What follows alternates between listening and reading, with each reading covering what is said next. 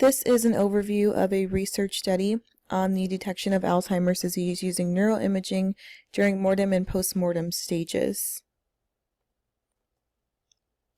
Alzheimer's disease occurs in approximately 10% of the population above the age of 65 and almost 50% of people older than 85 years old. It's a progressive loss of mental functions, which can begin with difficulty remembering appointments and people's names and progress to increasing confusion with tasks such as balancing a checkbook and remembering recent events. Alzheimer's disease, also clinically referred to as AD, occurs as a result of deterioration of specific regional and generalized brain structures. AD produces severe degeneration of the hippocampus, attornal cortex, neocortex, nucleus basalis, locus coeruleus, and Broca's nuclei. The initial clinical presentation of AD is often slow and sinister, which means in the absence of a definitive diagnostic test, we must rely upon cognitive screening, medical examination, neuroimaging, and laboratory studies done over time to establish the antemortem clinical diagnosis of AD. Neuropsychological testing and neuroimaging are pivotal to making the correct clinical diagnosis. The current study by Michael Fearing and the Cache County investigators compared Alzheimer's disease patients with histopathological or the examination of tissue, confirmation of the disease at autopsy to those without autopsy but who were previously clinically diagnosed using the same antemortem or pre-death criteria to provide further evidence of efficacy and precision of neuropsychological assessments at the time of diagnosis, as well as the efficacy of qMRI in demonstrating and detecting gross neuropathological changes associated with the disease. This study involved the use of a qMRI, which is a version of an MRI, measuring the quantity of what's inside of a person's head. An MRI is a detailed, high-resolution picture of what's inside of a person's head. It passes an extremely strong magnetic field through the patient's brain and distinguishes between regions of gray matter and white matter, so major fiber bundles can be seen. In the current study, a qMRI volumes of brain structures as well as neuropsychological outcome measures from an expanded battery, which were obtained in 31 autopsy-confirmed Alzheimer's disease subjects and 45 clinically diagnosed AD subjects. These individuals were found through an initial brief screening of nearly 6,000 individuals aged 65 and older, residing in Cache County, Utah.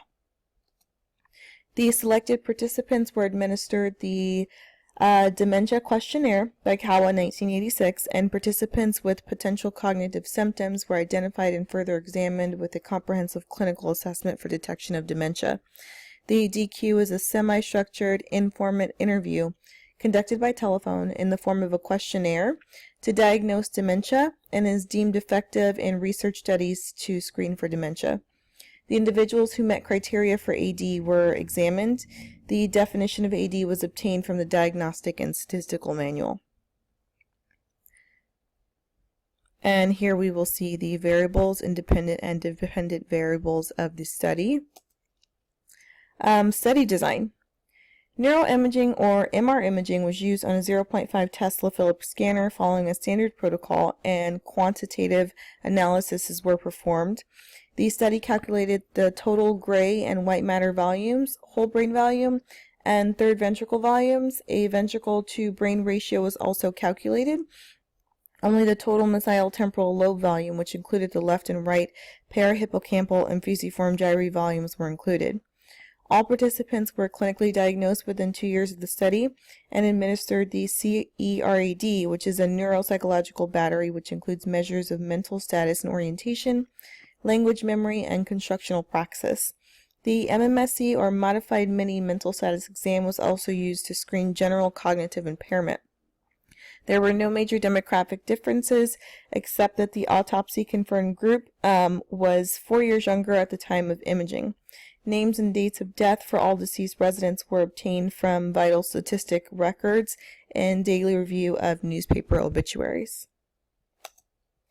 Of the various qMRI variables examined, the only difference was total temporal lobe volume, where those with postmortem confirmation had reduced volume. No significant differences between the two groups were found with the neuropsychological outcome measures.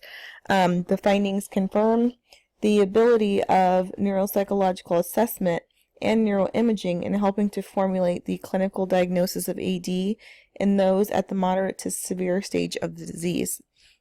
The findings of the study confirm the similarity in neuroimaging and neuropsychological assessment findings between those with just the clinical diagnosis of and those with an autopsy-confirmed diagnosis in the moderate to severe stage of the disease at the time of diagnosis.